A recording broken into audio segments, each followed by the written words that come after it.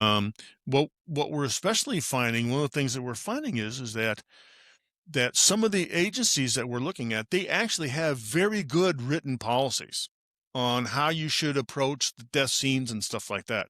The policies are actually very well written. They're easy to be understood, but guess what?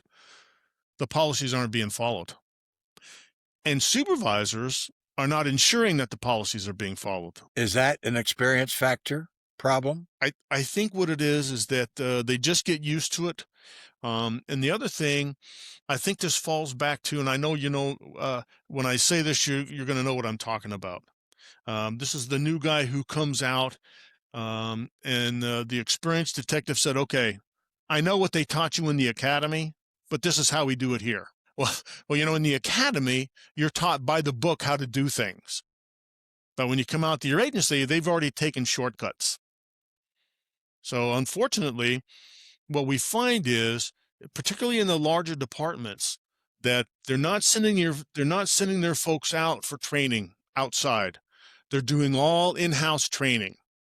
Well, you get one guy who's in there, he's got shortcuts.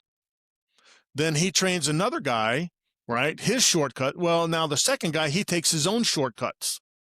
Now he's teaching the third guy, and he's got his own. Now you're three people away from the book way to do it, because everyone is teaching them their shortcuts. Now it's such a shortcut, you're nowhere near what you should be doing. That's the thing that we're finding out now as we're doing these consultations. Okay, so the policies and procedures and steps are there. They're just not paying any attention to them, or Right. not being forced to follow them by the supervisors. Yes. And we're having cops that uh, there's a policy that says when you pick up a piece of evidence, you will do an evidence. You start the chain of custody immediately. And then at trial, they say, "Yeah, that's what the policy is, but we don't do that." Well, how many of your cases don't have that? Oh, about 20%. So 20% of your cases, you don't have any chain of custody of any of your evidence. Yes. That's scary. Yeah. And we're seeing it all the time. And that's why when we look at these cases, um, my other guys, we've known each other for 30 years, we'll call each other up and say, you're not gonna believe this. And what is really bad is, this is not the 4 or 5 man police department.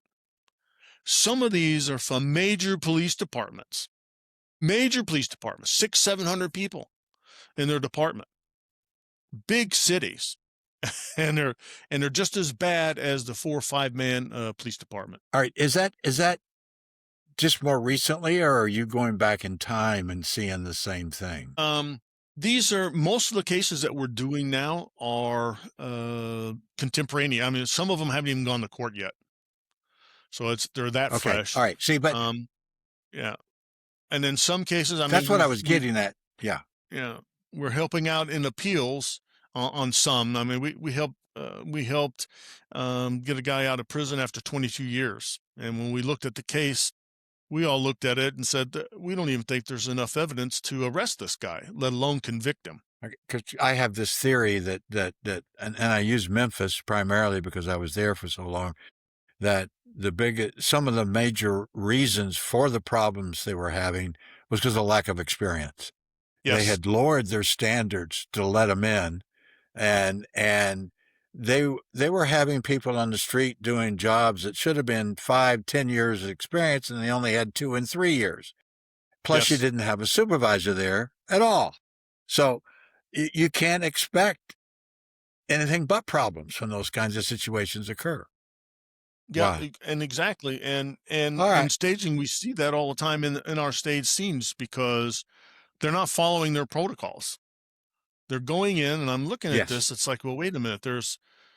How come you didn't do these steps that you have to do, and the supervisors aren't catching them. And the real bad thing about, and this is one of the things that we found in our research for the book, that if you don't catch the guy in the first time they've killed somebody, there's a real good chance they're going to do it again.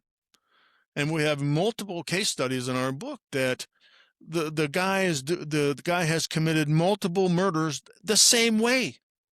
the same way. And Yes. it's like, why are they doing it the same? Because it works. So they just move to another jurisdiction, they commit another murder the same way, and they get away with it. We've had several instances where these guys have killed three people, 2 to 3 people. It's terrible. Yes, absolutely.